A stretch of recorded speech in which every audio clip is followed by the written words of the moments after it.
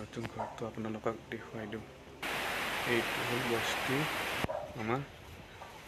এইটো দুটা ৰুম, এইটো কিটচেন হ'ব, এইটো আপোনাৰ লেট্ৰিন বাথৰুম আৰু 4টা ৰুমৰ 5টা অলৰেডি হৈছেহি। ভিতৰ ভাগটো চাওঁ আহক।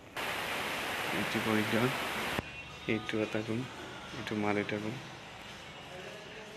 এইটো ড্ৰয়িং ৰুম, বৰ্তমান বনাই আছোঁ, হোৱা নাই। এইটো মোৰ ৰুম হ'ব পিছত, হোৱাৰ পিছত। এইটো মানে গেষ্ট ৰুম,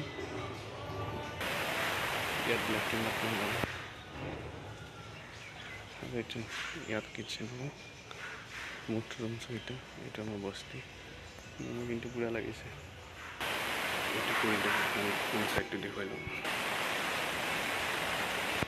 এখন বাৰান্দা, চাইড হ'ব।